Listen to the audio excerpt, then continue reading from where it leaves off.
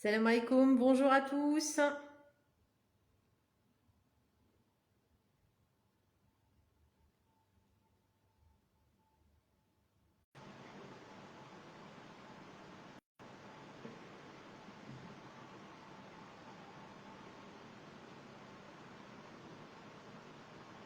Bienvenue.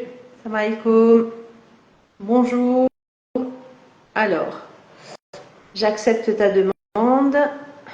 Ça met un petit peu de temps avant de démarrer, comme d'habitude. On va patienter.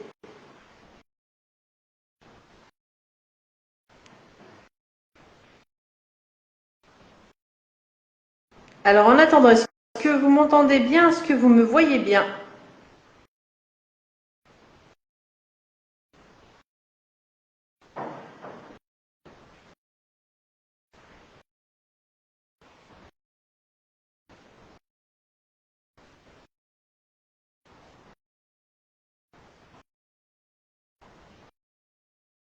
Super.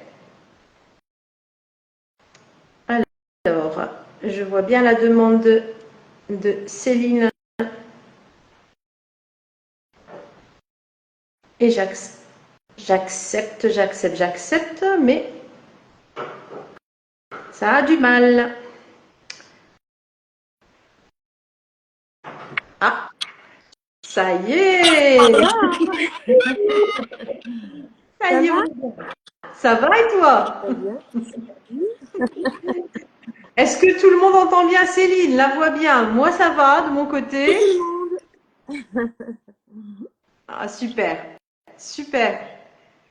Alors, bienvenue dans ce live pour la semaine de la solidarité. Je vais rappeler alors ce que c'est. C'est une semaine qu'on a consacrée donc à la solidarité et notamment à la mise en lumière des associations qui œuvrent pour les enfants dans le monde. Donc voilà, nous en sommes à la 4e association mise en lumière. Donc on a déjà eu 2 lives avec 2 associations. Et puis aujourd'hui, nous mettons en lumière, donc depuis hier, l'association Le Défi de Fortuné, avec voilà depuis hier des posts et aujourd'hui un live avec sa représentante antenne de Lille, Céline Roussel. Merci Céline, merci d'être là. Merci d'avoir accepté l'invitation et de nous aider à mettre en lumière cette association. Merci Audrey, merci Vaste Ressources. Merci à tous ceux qui sont dans le live. Je vois les noms apparaître. Donc, coucou à tout le monde parce que je vois des coucous. Et je voulais remercier Vaste Ressources pour avoir mis en lumière les 4 associations. J'ai suivi les lives. Je trouvais ça super intéressant, super pertinent et vraiment ça réagit bien. Donc, merci encore de cette initiative. Et oui, Avec donc je suis la responsable de l'antenne de Lille depuis une année maintenant. Et c'est intéressant de dire aussi aujourd'hui comment j'en suis arrivée là, parce qu'on peut se dire, tiens, pourquoi le cancer de l'enfant, le cancer pédiatrique. Et en fait, pour la petite histoire, ceux qui me connaissent, j'ai beaucoup collaboré avec des associations et en créant des événements. Et j'ai collaboré pendant 4 années avec le Défi de Fortuné avant d'être sur le terrain avec eux, avant d'être bénévole et maintenant avant d'être responsable de l'antenne de Lille, parce que je crée également pas mal d'événements en soutien à cette association. Pour la petite histoire, l'enfant, l'enfance, la maladie de l'enfant me touche pas mal, me touche beaucoup. Et du coup, je voyais les actions qui étaient menées sur le terrain. La présidente, je vais vous le raconter, est la maman de Fortuné, qui a créé l'association quand sa petite fille est décédée en 2011. Et du coup, euh, du coup on a beaucoup collaboré, comme je le disais, en créant des événements, en agissant sur le terrain. Et un jour, elle m'a demandé si je voulais pas faire partie de l'équipe. Et il y a un an de ça, elle m'a proposé de devenir responsable de l'antenne de Lille suite à un gros événement qu'on avait organisé. Et du coup, j'ai accepté. Et voilà un an que j'ai débuté l'aventure sur le terrain avec les pour situer mon tout rôle à fait. dans D'ailleurs, il y a des l'association. personnes qui sont étonnées, alors parce que nous on se connaît bien maintenant Céline, et du coup il y a des personnes qui étaient étonnées de te voir justement avec la casquette défi de Fortuné. Oui, Céline est dans pas mal de choses et là elle a la casquette de représentante des défis de Fortuné, du défi de Fortuné. Voilà donc pour la présentation, pour l'antenne de Lille. Donc on va en profiter vraiment pour présenter l'asso, la mettre en valeur. Et tout d'abord, explique-nous un petit peu justement, c'est quoi cette association? Parce que là, on a vu des associations qui sont à travers le monde et qui œuvrent. Donc, on a vu les orphelinats, on a vu donc orphelinats en Algérie, on a vu des écoles, des besoins pour des enfants au Maroc. Hier, c'était Humanapil avec Gaza. Et puis, donc, on a les femmes au secours de la paix pour le Maroc et Humanapil pour Gaza. Et aujourd'hui, voilà, la France avec le défi de Fortuné. Explique-nous comment est née cette association et qu'est-ce qu'elle fait, tout simplement. Alors, pour la petite histoire, donc Fortunée est une petite fille qui a été diagnostiquée d'un cancer cérébral à l'âge de 14 mois. Et sa maman, Joël, a créé l'association quelques mois, 1 ou 2 mois après son décès. Et elle a passé essentiellement sa vie dans les hôpitaux, à lutter contre la maladie, à se battre. Et l'association est née donc de la création de Joël parce que Fortuné a laissé un testament. Alors pour la petite histoire, je vais vous raconter beaucoup d'anecdotes auxquelles j'ai assisté il n'y a pas très longtemps. Et Joël, si tu arrives à te connecter, tu pourras peut-être monter ou en tout cas interagir parce qu'elle ne pouvait pas être là aujourd'hui, je le rappelle, parce qu'on a une présidente qui est la maman de Fortuné. A beaucoup gardé de choses de Fortuné, de sa chambre, de ses doudous, de ses peluches, de ses affaires, de ses classeurs d'école, etc. Il n'y a pas très longtemps, on s'est vu donc sur l'île, on a passé la journée ensemble. On y reviendra tout à l'heure pour organiser la grosse course Février Blanc qui a été créée par Joël Lelouch en février 2016. Et on essaye de le faire tous les ans.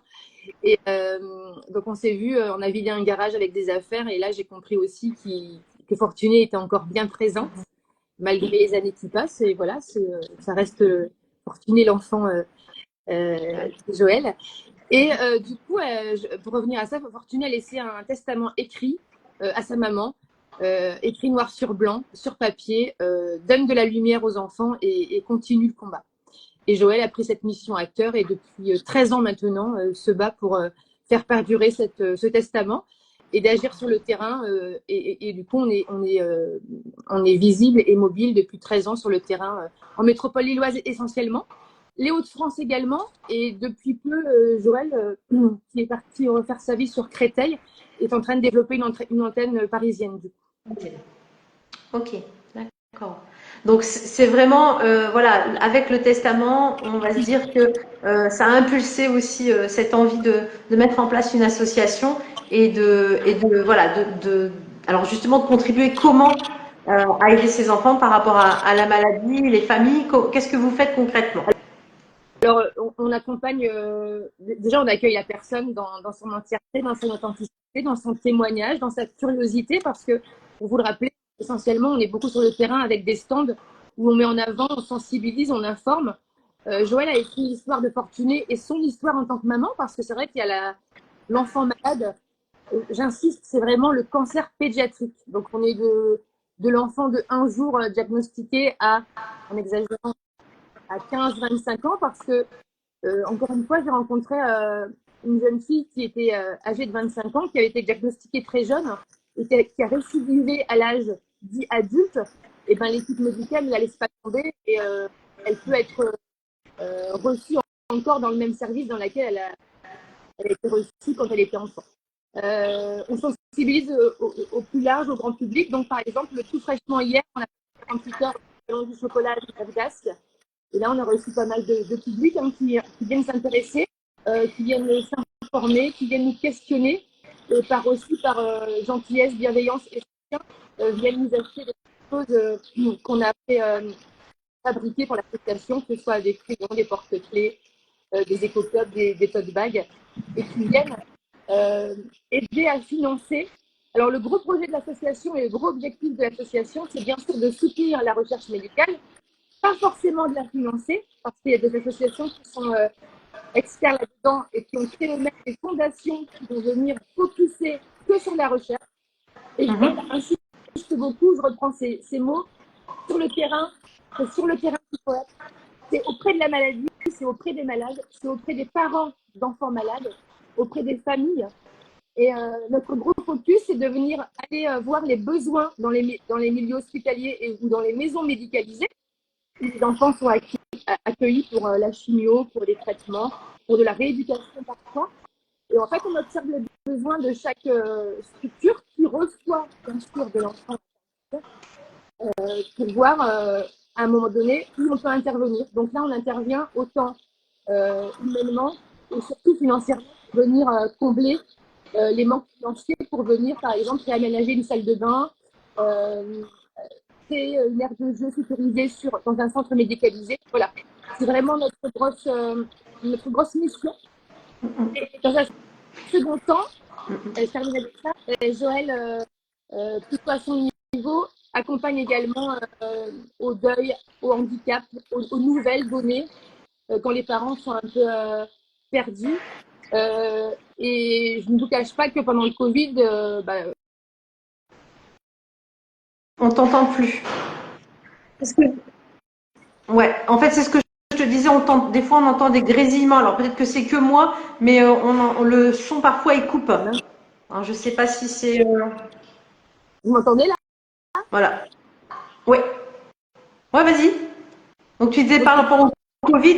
ouais, par rapport au Covid, il y a pas mal de choses qui se sont arrêtées, donc il fallait reprendre dès 2022. Et dans le parcours du Covid également, on a perdu pas mal d'équipes de bénévoles. Donc là, on est vraiment en train de vraiment tout bien réorganiser et d'essayer d'avoir des équipes solides parce que pareil, en milieu hospitalier, on n'envoie pas n'importe qui et n'importe quand. Il y a vraiment une convention qui est signée. Et ouais, problème de son. Ok. On t'entend, mais c'est étouffé. Le petit grésillement est parti maintenant, mais c'est un peu étouffé. Yes. Là, c'est un peu plus net. Oui, effectivement, ça va mieux là. Je sais pas si vous avez entendu l'essentiel des missions. Oui, mais on a entendu l'essentiel des missions. Il n'y a pas de souci. Même si c'est un peu étouffé, on entend quand même. Et j'ai envie de dire que là, vraiment, tu faisais la différence entre tout ce qui est fondation qui agissent et influencent la recherche médicale. Et là, vous vous attachez plus à, bien sûr, aider peut-être la recherche, mais plus être au niveau de l'enfant et de sa famille, l'accompagnement sur le terrain et voir les besoins réels sur le terrain. C'est surtout ça. Et la prévention aussi, qui est une chose, voilà, enfin, communiquer. Tu vas nous expliquer toutes les actions que tu mets en place parce que c'est du lourd quand même, parce qu'il faut sensibiliser. Le cancer pédiatrique est pas forcément connu. C'est pas vraiment des choses sur lesquelles on se pose parce que, en général, ça fait peur, tout simplement. Parce que même quand on a un enfant, on veut pas y penser. Donc, c'est pas forcément un cancer qu'on va étudier ou qu'on va aller spontanément voir. Et donc du coup, voilà, est-ce que tu peux nous dire vraiment les actions que vous mettez en place? Comment vous mettez justement pour mettre en lumière et puis pour agir sur le terrain? Oui, Audrey, d'ailleurs, je vais rappeler ici quelques chiffres. Il y a quand même 3050 cas diagnostiqués de cancer en France chaque année. Il y a encore Ouais, ça, un peu de mal avec le son, ça grésille. là. Vas-y, on y va. Vous m'entendez Tu veux? là? Oui, on t'entend. Oui, je disais qu'il y a, rappelons quand même des chiffres importants. Il y a encore 3050 cas diagnostiqués en France pour plus de 500 décès par an d'enfants dits atteints de cancer. Les deux principaux cancers dont les enfants sont atteints, c'est la leucémie et le cancer cérébral. Donc ça, c'est important de le dire. Et oui, nos actions, elles sont assez larges. On intervient dans les structures scolaires. Là, la semaine prochaine, j'interviens dans un collège sur Péranchy pour venir. Pareil, ils ont fait comme vous une semaine de solidarité. Donc, ils mettent à l'honneur des associations et ils veulent vraiment parler un peu de pas mal d'associations sur les Hauts-de-France.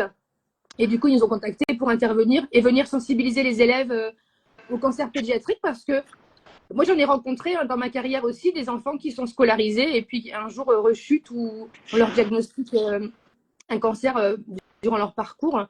Et c'est vrai que l'enfant le déscolarise ou il reste à la maison où il est en chimio à l'hôpital et les copains, les profs ne savent pas ou ne se disent oui, tiens, il a un cancer, il est toujours scolarisé, il fait pas toujours partie des effectifs, mais il n'est pas présent.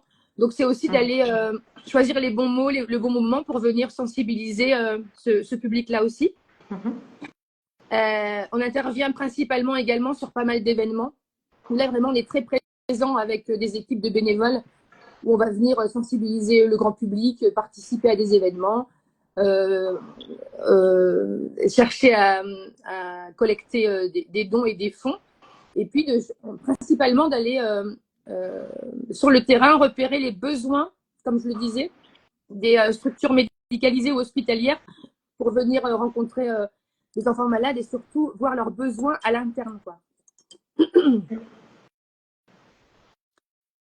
Il y a des témoignages, il y a des gens qui écrivent des choses là. Alors, attends, je reviens un peu en arrière si je vois. Donc il y a la table d'Alice qui dit bravo. La semaine passée, j'ai été voir le pédiatre de ma fille car elle était enrhumée. Il y avait un enfant venu en urgence qui a 2 ans. Alors attends, j'essaye de. Elle la coupe en deux, voilà. Ouh là là, j'arrive pas à voir le texte.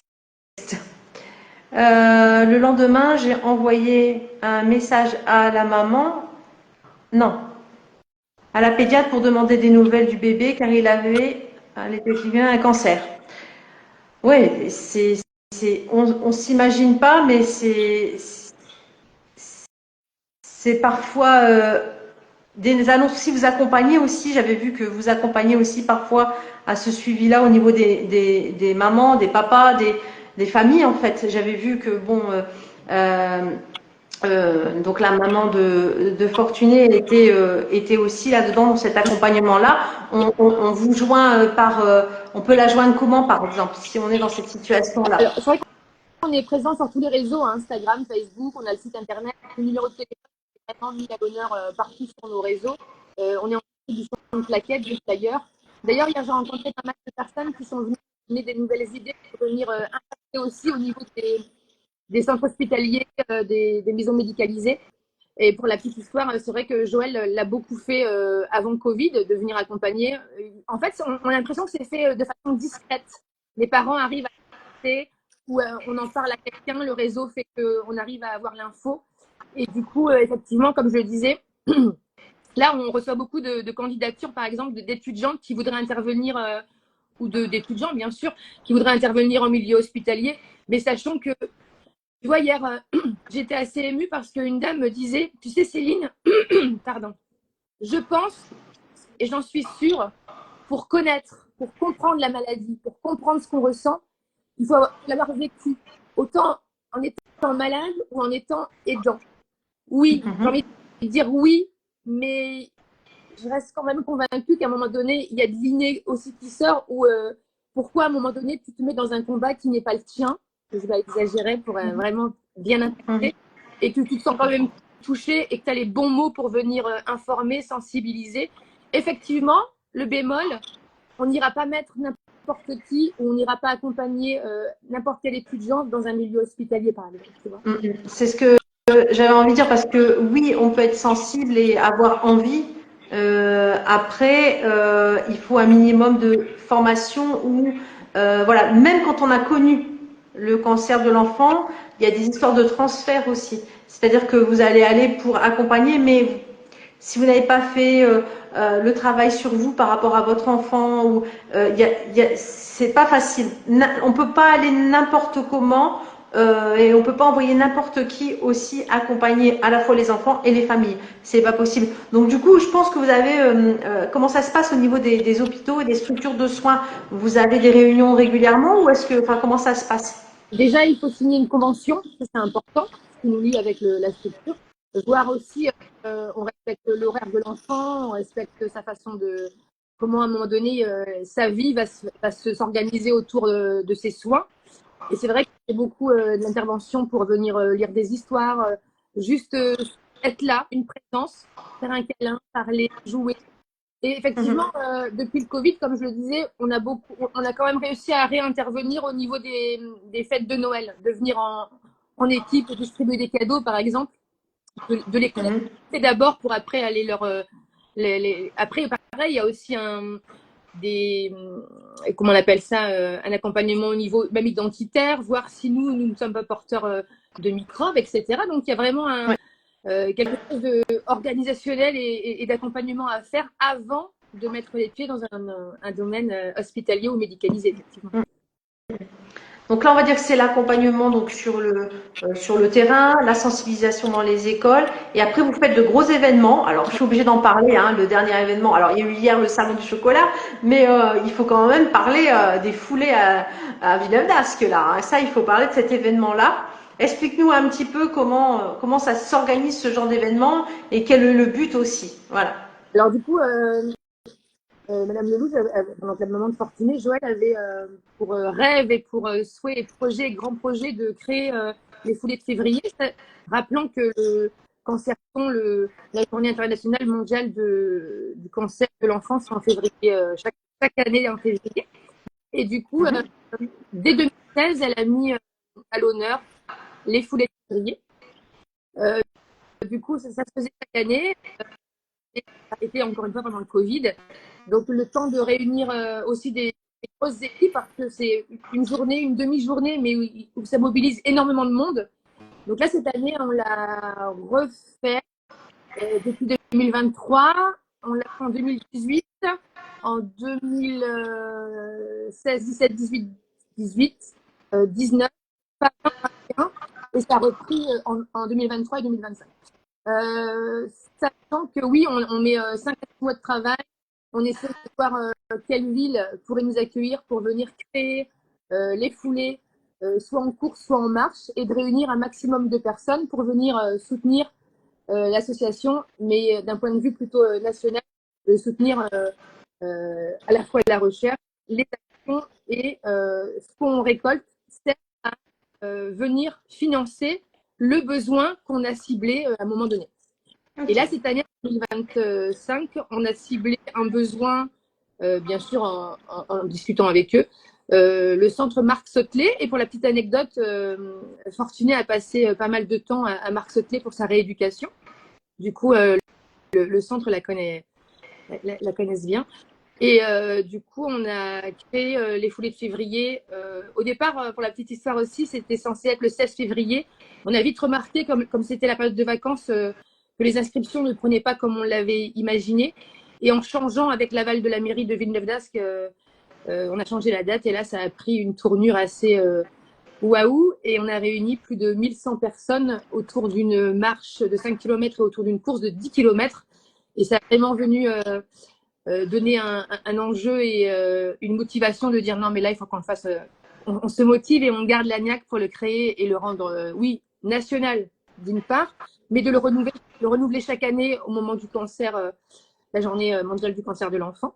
Et du coup, ça crée vraiment des émulsions autour de. On a eu les équipes médicales, on a eu des équipes en crèche pour venir dire oui, tiens, effectivement, ça peut nous arriver aussi et comment on peut accueillir ça, en tout cas en soutien.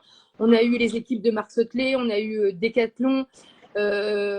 Et hier encore, on était au Salon du Chocolat, on a eu la visite de monsieur et madame le maire de Villeneuve d'Ascq qui avaient soutenu aussi cette action. Et on est venu nous reféliciter sur l'action menée parce que c'est vrai qu'il y a beaucoup de courses au Parc du Héron, mais venir la mettre à l'honneur autour du cancer de l'enfant avec toute une organisation bien précise autour de ça, c'était juste waouh. Et encore une fois, je voulais le dire aussi aujourd'hui, c'est une grande fierté de participer à ce genre d'événement parce que c'était tellement fluide que tu te dis ouais, on l'a fait quoi. Donc ça, c'est toutes les actions que vous mettez en place, donc sensibilisation, récolte au niveau des cagnottes en fonction des besoins. Ben justement, en parlant de ces besoins, si là tu devais cibler les besoins prioritaires là actuellement et en quoi les cagnottes pourraient contribuer, parce qu'on a compris la dimension aussi pédagogique, sensibilisation, ça c'est très très important, l'accompagnement sur le terrain. Et après au niveau financier, ben voilà, quels sont vos besoins? Alors, j'ai envie de vous témoigner d'une chose, d'un événement, parce que là, je suis sur le défi depuis 4 ans en tant que collaboratrice, bénévole et surtout maintenant en tant que responsable d'antenne de Lille depuis une belle année. Je vois que le défi de Fortuné, il est quand même connu pour venir créer et réaménager les lieux de vie dans les milieux hospitaliers. Donc, quand un hôpital qui accueille, qui reçoit du public dit atteint de cancer pédiatrique, on sait le cibler, on a notre liste. Et c'est vrai qu'on se dit aussi de ne pas rester fixe sur un territoire ou sur un seul un seul hôpital. Donc, on essaye de l'élargir même dans les Hauts-de-France, sur la Côte d'Opale. Je sais qu'il y a un hôpital sur Boulogne. On est en train de voir leurs besoins.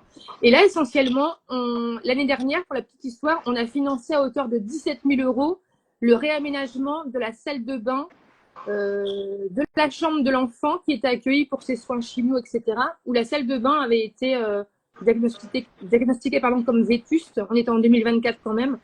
Et du coup, on a réussi en multipliant nos actions, à réunir une somme qui était 17 000 euros pour leur reverser et contribuer à mettre des équipes de personnes qui ont réaménagé la salle de bain. Et d'ailleurs, elle est terminée. On va bientôt être invité à l'inauguration. Et du coup, c'est une salle de bain dite comme à la maison, où on peut accueillir le parent avec son enfant, avec un lit pour le parent ou pour les deux parents. Une salle de bain PMR, bien sûr, mais qui est joviale, qui est pas blanche et qui a pas de ton, qui a pas de voilà sur les murs, qui est aussi accessoirisée, qui est voilà. Donc on est aussi connu pour ça, mais c'est intéressant de dire que nos besoins c'est ça. En fait, c'est d'être invité à des événements, c'est d'être soutenu par des dons, par des fonds. On a vraiment beaucoup de cagnottes qu'on met en ligne selon, là, comme avec vous, Vaste Ressources. Et qu'est-ce que je voulais dire là-dessus? Et oui, donc cette année, on a choisi les besoins de Marc Sautelet et on va aider à créer une aire de jeu sur une terrasse sécurisée. Pendant que l'enfant est accueilli pour ses soins ou sa rééducation, il pourra également se rendre autonome sur l'aire de jeu. Ah, c'est super important. Et alors, c'est ce que j'avais envie de reprendre par rapport aux équipes fortunées. C'est que là, on est dans des cagnottes qui vont permettre. Alors, je sais que c'est important, la recherche, financer des travaux scientifiques, mais un enfant, il a besoin aussi de sourire, de s'amuser, d'avoir une vie comme les autres, d'avoir un quotidien qui ressemble aux enfants qui sont à l'extérieur. Et contribuer à ça, c'est aussi très important. Oui, les soins, oui, tout ce qu'il y a autour, d'accord. Mais je pense que ça, c'est aussi financé par d'autres fondations aussi. Mais s'attacher à ce que tous les enfants aient cet accès à la joie, au sourire, au cadeau, à un lieu de vie qui ne fait pas penser à un hôpital finalement, c'est très important. Ça fait partie des besoins. On l'oublie, on pense souvent recherche, médicaments, mais ça aussi c'est très important.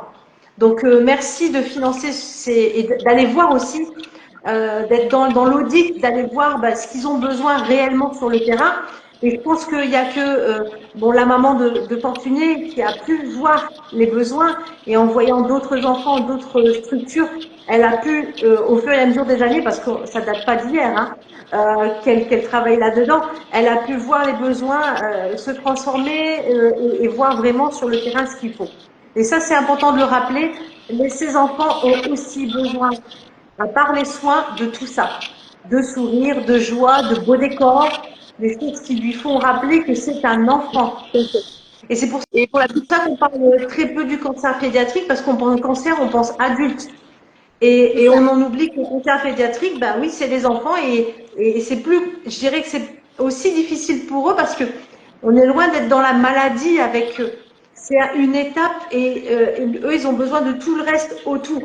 Le fait d'être, pareil, tu parlais de l'école tout à l'heure, ils sont déscolarisés, donc déscolarisation, bien sûr, ils ont une scolarité parfois à l'hôpital ou chez eux, mais si ça peut se faire dans une ambiance qui ne leur fait pas rappeler à chaque fois qu'il est malade, c'est mieux, c'est mieux.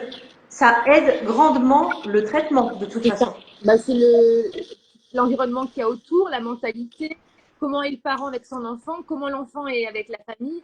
Il y a vraiment un paramètre vraiment autre que le médical, ouais, effectivement, comme tu le dis.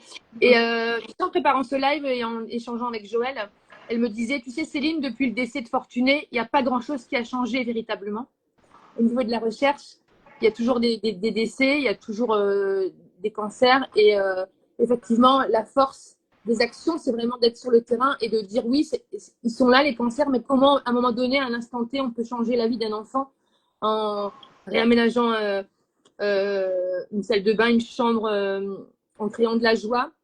Tu vois, je pense au Clown de l'Espoir, ou je pense à des autres structures qui viennent aussi, oui, soutenir la recherche, oui, soutenir le médicament, oui, soutenir tout ce qu'on veut autour du médical. Mais il y a aussi la vie à l'instant T, comment on peut changer. Tu vois, hier encore, il y a des personnes qui passaient sur le stand et qui ont eu ou qui sont porteurs de cancer, soit du sein, j'entendais du côlon, du rectum. Et c'est donc des adultes qui viennent témoigner de leur situation de maladie ou témoigner de ma sœur adulte vient de décéder, machin. Enfin, voilà, je le dis grossièrement comme ça, mais encore une fois, oui, on ne dit pas que c'est pas important, loin de là, et je ne souris pas pour le dire. Le cancer de l'adulte, il ne faut pas le laisser de côté. Et c'est vrai qu'il y a aussi beaucoup d'informations autour du cancer. Mais là, comme tu le disais si bien, il y a quand même un manque d'information, une non-information où on ne parle pas assez du cancer pédiatrique, effectivement. Oui, tout à fait. Et alors on va parler aussi d'espoir. Moi, c'est important aussi. C'est-à-dire que euh, tout de suite, bon, quand le mot cancer, qu'on soit adulte ou enfant, quand le diagnostic de cancer tombe, on pense mort automatiquement.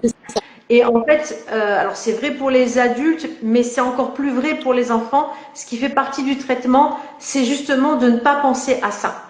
Justement, de ne pas être dans tout ce qui rappelle la mort, tout ce qui rappelle la maladie.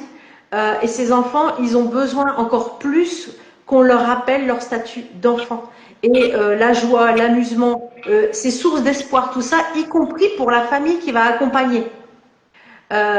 Pouvoir être dans une chambre qui ressemble à une chambre et pas, bien sûr, il y a des obligations au niveau thérapie, mais être dans une chambre qui ne fait pas rappeler à chaque fois qu'on est dans un milieu médical, qu'on parle que de soins, ça nous freine dans l'espoir aussi. Donc ça, c'est très très important, c'est un gros travail à mettre en place et bravo pour ce qui est fait. Effectivement, ça a du mal à avancer. Heureusement, on voit de plus en plus d'hôpitaux et pas seulement au niveau des services de cancer ou en service de pédiatrie, mais par exemple aux urgences pédiatriques. Moi, j'ai déjà été à plusieurs services. Il y a quand même un effort qui est fait déjà dans le visuel. Il y a des petits efforts qui sont faits. Les clowns de l'espoir aussi, enfin, franchement, les clowns des hôpitaux, c'est vraiment super aussi. C'est toute cette combinaison d'outils qu'une fois mis ensemble, on peut améliorer la vie de ses enfants et de ses parents aussi. Et puis les soignants aussi. Parce que un soignant qui va aider un enfant, qui va faire des soins dans une chambre où l'enfant est beaucoup plus détendu, c'est mieux. C'est plus efficace et le personnel soignant est plus dans une situation d'espoir et plus dans une situation voilà, de facilité des soins. C'est la soignante qui parle, j'imagine. C'est la soignante qui parle. Quand on a vu les premiers, alors quand on a vu les premiers pansements avec des bonhommes qui rigolaient, des choses comme ça, déjà rien que ça, c'était énorme. On trouvait ça merveilleux, un petit bonhomme qui rigole en pansement. Voilà, c'est rien, mais si, c'est pas pour rien qu'il y a tout ça. Il y a une raison. Donc voilà, donc au niveau du tableau, est-ce que tu as d'autres choses à ajouter par rapport à vos activités? Oui, justement, au-delà de la récolte de fonds, au-delà de ce qui est important, parce que c'est l'aboutissement d'aller, encore une fois, repérer le besoin d'un hôpital ou d'un centre médicalisé, ça ne peut pas se passer si à la base, s'il n'y a pas nos équipes, s'il n'y a pas nos bénévoles, s'il n'y a pas une organisation comme on l'a vu. Donc effectivement, le gros focus cette année, on est en train de vraiment chambouler, de réinventer, de faire évoluer. On a quand même 13 ans d'existence, c'est pas rien sur une association qui n'a fait que évoluer. Je vous invite également à aller voir le site, les reportages qu'il y a eu sur les chaînes de télé, de radio, les podcasts. Et ce qui est important aujourd'hui, en tout cas moi je le dis comme ça et je l'assume en tant que responsable de l'antenne de Lille, on est en train de revoir également, de constituer des belles équipes de bénévoles parce qu'on a quand même connu des grosses équipes. Encore une fois, c'est vrai que le fait de ne pas sortir et de ne pas se réunir pendant quelques mois, voire une belle année, on a quand même perdu. Puis ce qui est intéressant et normal, hein, c'est de l'humain, donc on aime aussi se renouveler et puis on n'est pas fixe forcément dans nos engagements. Donc ouais, effectivement, un gros focus sur la recherche et le recrutement de bénévoles. Euh, la définition du bénévolat, encore une fois, j'assume, je le dis, a bien changé, a bien évolué. Donc effectivement, on est avec la recherche de bénévoles qui voudraient peut-être être juste là de passage, qui voudraient s'engager sur des actions, qui voudraient porter un projet au sein de l'association. Donc voilà, on est ouvert à pas mal de choses maintenant, à défaut je le dis encore, de la définition de ce qu'on sait de ce que c'est que le bénévolat, pardon, on parle d'engagement, mais pas que. Donc on s'adapte aussi au public qu'on a, au jeune public, aux personnes qui voudraient également donner de leur temps parce elles ont atteint un âge où elles se disent ouais, je suis en retraite, mais je veux pas m'arrêter. Donc voilà, on a plusieurs profils et voilà, vous sachez qu'on est sur un accueil super bienveillant et super ouvert sur toutes nos actions. Donc n'hésitez pas à nous rejoindre. Alors si vous me posez la question où est-ce qu'on peut nous trouver, comment on peut postuler, on est sur tous les réseaux et surtout on est sur une adresse mail qui est sur notre site, sur les réseaux sociaux, avec un numéro de téléphone. Vous avez directement la présidente ou moi-même la responsable de l'antenne de Lille. Alors c'est exactement la question que je voulais te poser, mais c'est très bien. J'allais te demander maintenant comment on peut t'aider concrètement, les personnes qui hésitent, comment vous pouvez aider tout simplement. Alors moi je vais donner mes petits trucs à moi. Hein. Là, je l'ai fait à toutes les assos en live. Toutes les personnes qui regardent là en live ou le replay, n'attendez pas. C'est-à-dire dès que c'est terminé le live, allez vous abonner au groupe Instagram déjà. Le défi de Fortuné, vous allez le trouver dans la description de toute façon. Abonnez-vous. C'est déjà un minimum que de liker, de mettre en avant cette association. Ça, c'est le minimum. Donc, faites-le juste après le live. Deuxièmement, eh bien, vous avez entendu, si vous voulez être bénévole, si vous voulez donner un peu de votre temps et voilà, si vous avez envie voilà, d'aider, contactez-les. Contactez Céline alors, et aussi voilà, toute l'équipe du défi de Fortuné. Hein. Vous allez sur leur compte, vous leur envoyez un message. Voilà, il y a ça, donc le bénévolat. Et puis, bien sûr, il y a les cagnottes. Et quand il y a des événements aussi, n'hésitez pas à participer. Là, les foulées, c'était... Bon, j'y suis pas allée parce que j'étais très très loin, mais, voilà, on peut y participer, voilà, en tant que bénévole encadrant, en tant qu'équipe, mais aussi en tant que quelqu'un qui court, en tant que quelqu'un qui vient donner des informations. Voilà, il y a mille et une façons de participer et il n'y a pas de petite aide. C'est ce que je dis tout le temps, même pour les cagnottes, on démarre à 1 €, il n'y a pas de petite aide, franchement. Et le partage, c'est déjà beaucoup. Likez, suivez, partagez avec votre temps, partagez avec la connaissance aussi. Et voilà, moi c'est de mon côté ce que je dis à toutes les associations et je vous invite vraiment à vous engager à la fin de ce live à aller vous abonner au compte Le Défi de Fortuné qui est effectivement sur tous les réseaux. On a du rose. Comment? On met du rose partout. On met du rose partout, oui. Est-ce que tu veux ajouter quelque chose à ça au niveau de comment vous trouver, comment participer? Bon, un grand merci déjà, encore une fois. Et oui, comme je te le disais, je trouve ça très intéressant d'aide, que ce soit financier, en présentiel, en soutien. On a des personnes qui nous envoient des messages juste pour balancer leurs idées. C'est super innovant aussi. Donc n'hésitez pas. Et effectivement, merci Audrey, un beau focus. On va déjà préparer l'année prochaine pour les foulées de 2026. Donc n'hésitez pas. Et vraiment participer à l'aventure, que ce soit sur un stand, sur un poste, courir, marcher, ou même participer de façon en off, c'est-à-dire sur le parcours ou venir parler du projet avec nous, vous êtes les bienvenus parce que c'est vraiment le gros projet de l'année où on réunit vraiment le maximum de personnes. Et là, on a des beaux projets, on va peut-être le dupliquer sur d'autres villes. Donc là, ce sera vraiment de la mobilisation. Un concert, quoi. Donc. Alors, les commentaires viennent de s'afficher. Alors, je ne voyais aucun commentaire et ils viennent de s'afficher. Alors, j'ai Naturopathie au quotidien qui dit « Oui, ça me touche beaucoup ce que vous dites. Mon neveu et ma nièce ont vécu de beaux moments grâce à des bénévoles comme vous. » Témoignage de terrain.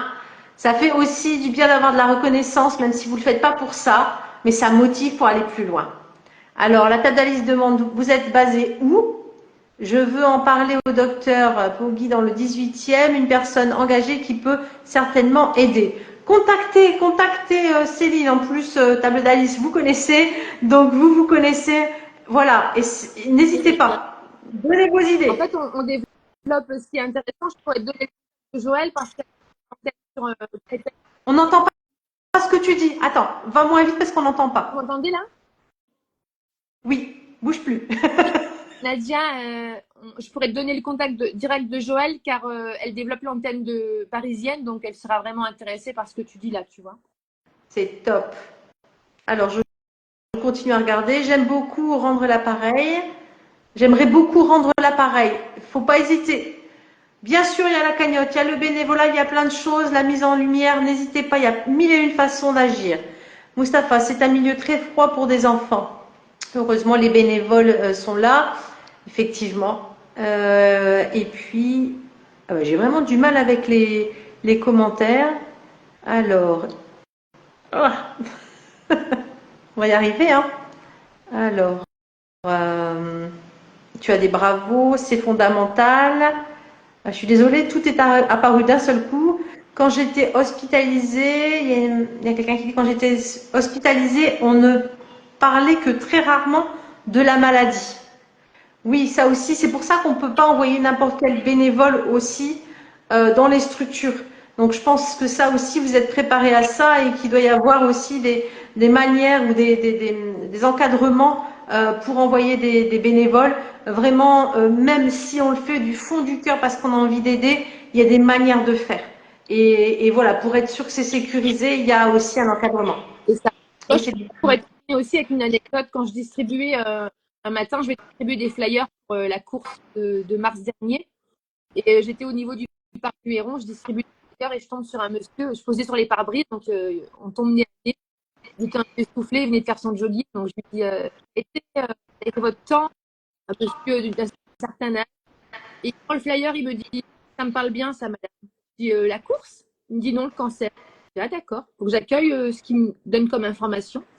Il me dit on est l'année 92, on est au CHR, mon enfant a 14 mois ou 18 mois, je ne sais plus, et on m'annonce qu'il est atteint d'un cancer. Je m'effondre dans les couloirs du CHR, je vomis, ma femme me ramasse, et le combat a été que lui, il voulait justement me témoigner que c'est pas parce que tu es à l'hôpital que l'équipe médicale saura comment faire dans l'annonce de la maladie, dans l'accompagnement à l'instant T, à part bien sûr le côté très médical, médicamenteux et tout ce qu'on s'est dit depuis tout à l'heure.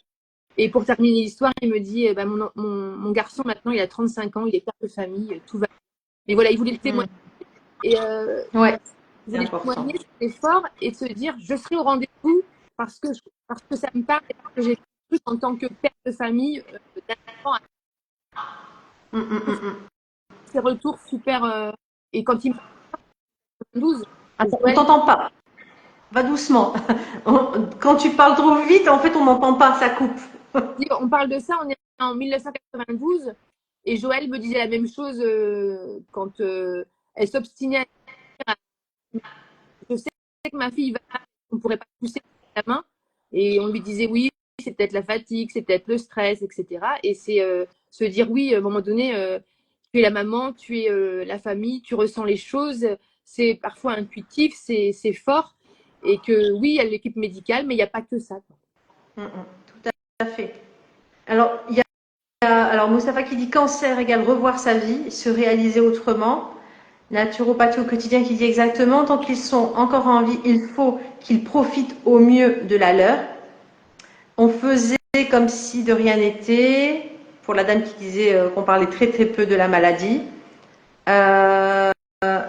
Beau témoignage, et puis je ne vois pas le dernier. J'en ai les larmes aux yeux. Être malade est la pire des situations, je sais pas.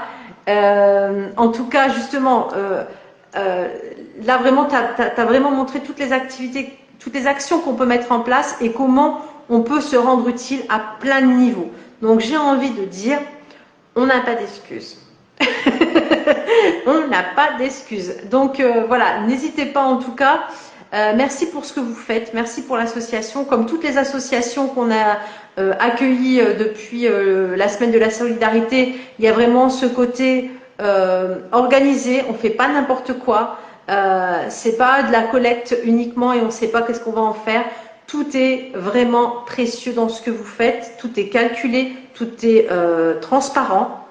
Et c'est ça aussi qu'on aime bien dans Vaste Ressources, c'est pouvoir mettre en avant de telles associations.